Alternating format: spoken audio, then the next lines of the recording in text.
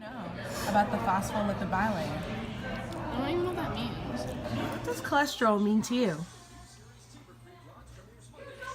It's bad if it's too high.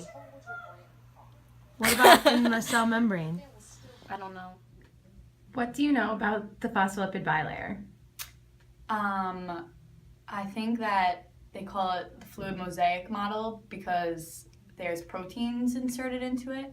So I think that makes it mosaic, and the phospholipids can move freely throughout it, so they call it fluid. Good. There are 4 major components of a lipid bilayer.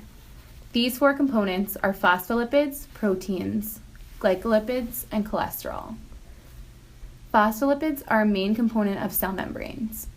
They consist of 2 hydrophobic fatty acid tails and a hydrophilic head consisting of a phosphate group.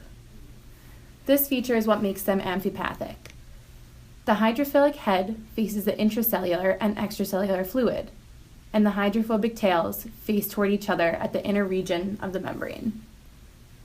Phospholipids function in the support of the lipid bilayer, as well as forming selectively permeable barriers.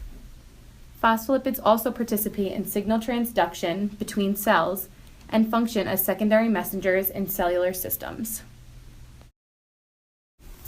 Membrane proteins in a lipid bilayer are responsible for many of the interactions that occur between cells. Membrane proteins are free to move within the lipid bilayer as a result of its fluidity. They perform various functions reflected in the many different types of the proteins associated with the lipid bilayer.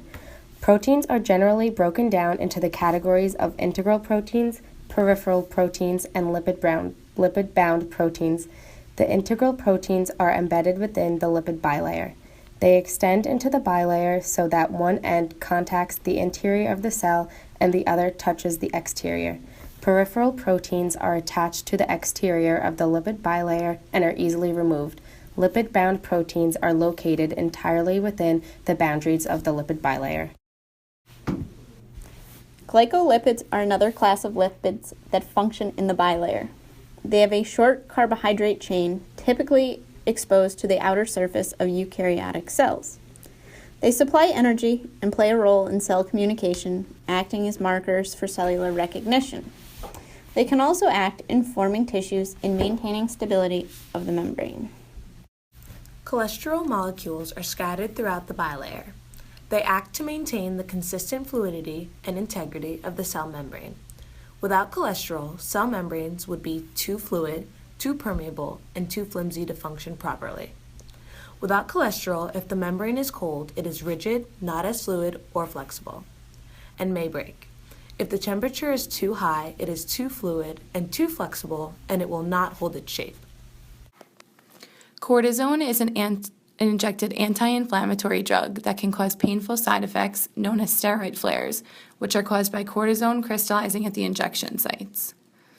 By using molecular dynamics simulations and X-ray diffractions, the study showed the interaction of cortisone with lipid bilayers. Cortisone was found to partition in the lipid bilayer and locate the hydrophilic to hydrophobic interfaces of the membranes. It was found that cortisone strongly affects the integrity of the membrane, measured by a decreased membrane thickness, increased area per lipid, and decreased tail. It did not take a large amount of cortisone for crystallized cortisone signals to be present and affect the lipid bilayer by embedding in the bilayer and aligning with the membrane. This shows that the lipid bilayer can act as a site for cortisone crystallization. Figures 1 and Figures 2 support these findings at concentrations of cortisone between 0 and 50%.